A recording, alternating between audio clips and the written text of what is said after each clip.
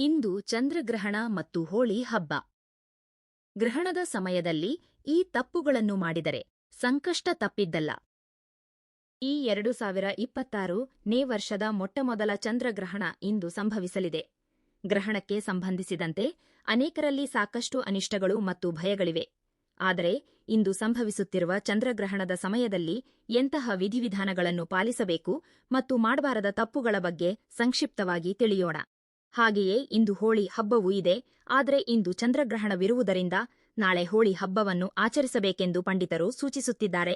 ಅದಕ್ಕೂ ಮುನ್ನ ಈ ವಿಡಿಯೋಗೆ ಲೈಕ್ ಮಾಡಿ, ನಿಮ್ಮ ಮನೆ ದೇವರ ಹೆಸರನ್ನು ಕಾಮೆಂಟ್ ಮಾಡಿ. ಇಂದು ಫಾಲ್ಗುಣ ಪೂರ್ಣಿಮಾ ಮತ್ತು ಲಕ್ಷ್ಮೀ ಜಯಂತಿ ಕೂಡ ಒದಗಿ ಬಂದಿದೆ. ಈ ಫಾಲ್ಗುಣ ಪೂರ್ಣಿಮೆಯ ದಿನವೇ ಲಕ್ಷ್ಮೀದೇವಿಯು ಜನಿಸಿದ್ದು. ಆದ್ದರಿಂದ ಇಂದು ಪ್ರತಿಯೊಬ್ಬರೂ ನಿಮ್ಮ ಪೂಜಾ ಗದಿಯಲ್ಲಿ ಒಂದು ಸಣ್ಣ ತುಪ್ಪದ ದೀಪವನ್ನು ಹಚ್ಚಿ ಲಕ್ಷ್ಮೀದೇವಿಯನ್ನು ಪೂಜಿಸಿ. ಇದರಿಂದ ಆರ್ಥಿಕ ಸಮಸ್ಯೆಗಳು ಮತ್ತು ಸಾಲದ ಬಾಧೆಗಳು ತಕ್ಷಣವೇ ದೂರವಾಗುತ್ತವೆ. ಆದರೆ ಇಂದು ಚಂದ್ರಗ್ರಹಣವಿರುವುದರಿಂದ ಬೆಳಗ್ಗೆ 10 ಗಂಟೆಯೊಳಗೆ ಮನೆಯ ಪೂಜಾ ಕಾರ್ಯಕ್ರಮಗಳನ್ನು ಮುಗಿಸಿ ಪೂಜಾ ಕೊಠಡಿಯನ್ನು ಮುಚ್ಚಿಬಿಡ. ಇಂದು ಮಧ್ಯಾಹ್ನ 3:20ಕ್ಕೆ ಗ್ರಹಣ ಪ್ರಾರಂಭವಾಗಿ ಸಂಜೆ 6:47ರವರೆಗೆ ಇರುತ್ತದೆ.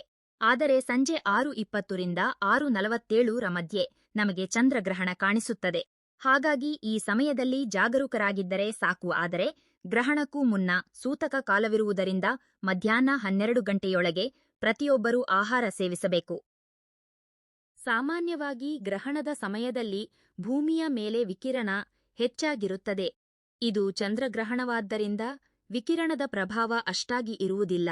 ಆದರೆ ಗರ್ಭಿಣಿಯರು ಮಾತ್ರ ಸ್ವಲ್ಪ ಜಾಗರೂಕರಾಗಿರಬೇಕು. ಗ್ರಹಣದ ಸಮಯದಲ್ಲಿ ಗರ್ಭಿಣಿಯರು ಹೊರಗೆ ಬರಬಾರದು. ಹಾಗೆಯೇ ಮನೆಗೆ ಬೆಳಕು ಬೀಳದಂತೆ ಕಿಟಕಿ ಬಾಗಿಲುಗಳನ್ನು ಹಾಕಿಕೊಳ್ಳಿ.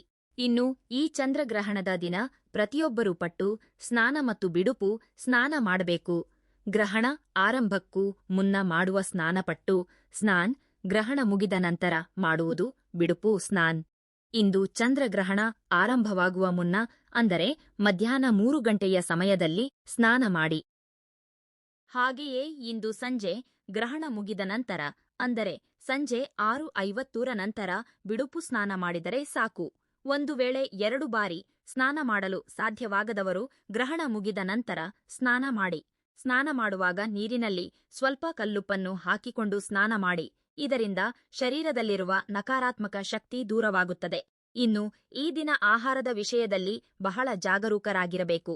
ಇಂದು ಪೂರ್ಣಿಮೆ ಮತ್ತು ಚಂದ್ರಗ್ರಹಣವಿರುವುದರಿಂದ ತಪ್ಪಿಯೂ ಮಾಂಸಾಹಾರ ಸೇವಿಸಬಾರದು. ಹಾಗೆಯೇ ಈರುಳ್ಳಿ, ಬೆಳ್ಳುಳ್ಳಿಯನ್ನು ತಿನ್ನಬಾರದು. ಎಲ್ಲಕ್ಕಿಂತ ಮುಖ್ಯವಾಗಿ ಗ್ರಹಣದ ಸಮಯದಲ್ಲಿ ಯಾವುದೇ ಆಹಾರ ಸೇವಿಸಬಾರದು. ಅಡುಗೆ ಮನೆಯಲ್ಲಿ ಕೂಡ ಬೇಯಿಸಿದ ಆಹಾರ ಇರಬಾರದು.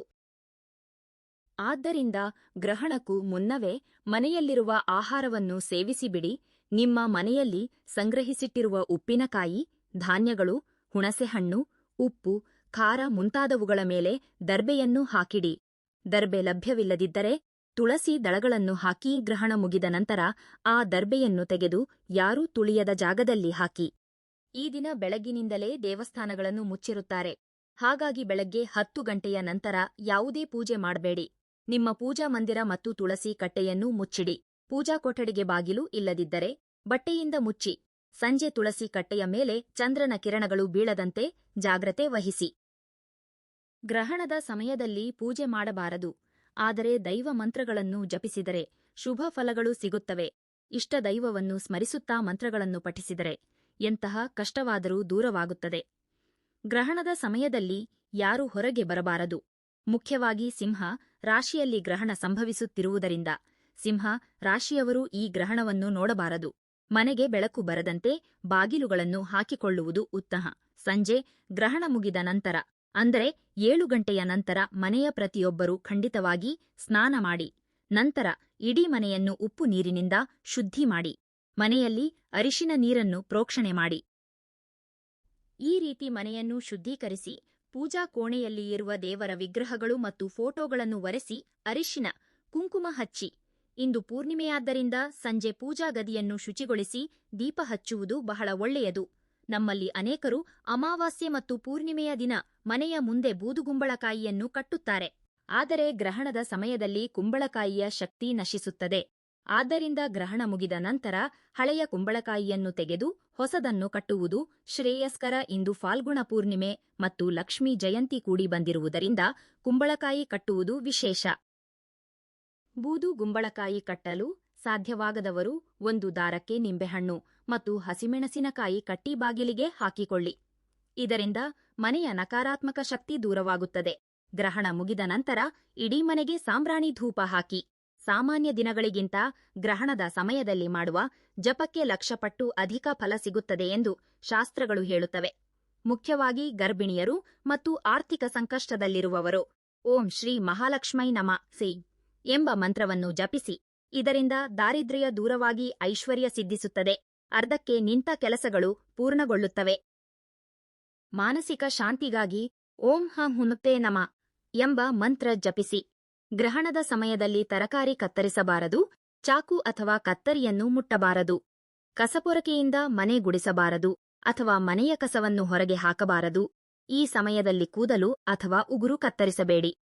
ಇಂದು ಗ್ರಹಣ ಮುಗಿದ ನಂತರ, ಅಂದರೆ ಸಂಜೆ 7 ಗಂಟೆಯ ನಂತರ ಹತ್ತಿರದ ಶಿವ ದೇವಾಲಯಕ್ಕೆ ಹೋಗಿ ಬ್ರಾಹ್ಮಣರಿಗೆ ಅಕ್ಕಿ ಮತ್ತು ಹುರುಳಿ ಕಾಳನ್ನು ದಾನ ಮಾಡಿ. ಇಂದು ಸಂಜೆ ದಾನ ಮಾಡಲು ಸಾಧ್ಯವಾಗದವರು ನಾಳೆ ಬೆಳಗ್ಗೆ ಮಾಡಿದರೂ ಪರವಾಗಿಲ್ಲ. ಇನ್ನು ಕೆಲವರು ಕಾಲಿಗೆ ಕಪ್ಪು ದಾರ ಅಥವಾ ಕೈಗೆ ಕಾಶಿದಾರ ಕಟ್ಟಿಕೊಂಡಿರುತ್ತಾರೆ.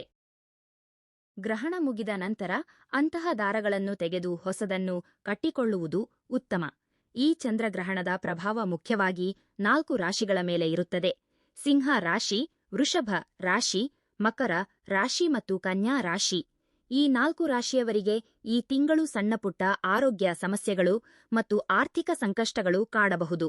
ಆದ್ದರಿಂದ ಗ್ರಹಣ ದೋಷದಿಂದ ತಪ್ಪಿಸಿಕೊಳ್ಳಲು ಈ ರಾಶಿಯವರು ಬ್ರಾಹ್ಮಣರಿಗೆ ದಾನ ನೀಡಿ.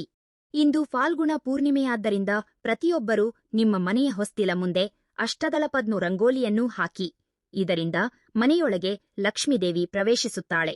ಲಕ್ಷ್ಮೀ ಜಯಂತಿಯ ಪ್ರಯುಕ್ತ ಬೆಳಗ್ಗೆ ದೀಪಾರಾಧನೆ ಮಾಡಿ ಮಹಿಳೆಯರು ಮನೆಯಲ್ಲಿ ಹಾಲನ್ನು ಉಕ್ಕಿಸಿ ಲಕ್ಷ್ಮೀದೇವಿಗೆ ನೈವೇದ್ಯ ಅರ್ಪಿಸಿ. ಇಂದು ಯಾರು ಮನೆಯಲ್ಲಿ ಹಾಲನ್ನು ಉಕ್ಕಿಸುತ್ತಾರೋ ಅಂತಹ ಮನೆಗಳಲ್ಲಿ ಧನಧಾನ್ಯಗಳಿಗೆ ಕೊರತೆಯಿರುವುದಿಲ್ಲ ಮತ್ತು ಲಕ್ಷ್ಮೀ ಕಟಾಕ್ಷವಿರುತ್ತದೆ. ಇಂದು ಯಾರಿಗೂ ಹಣವನ್ನು ನೀಡಬೇಡಿ. ನೀಡಿದರೆ ಅದು ಮರಳಿ ಬರುವುದು ಕಷ್ಟವಾಗುತ್ತದೆ.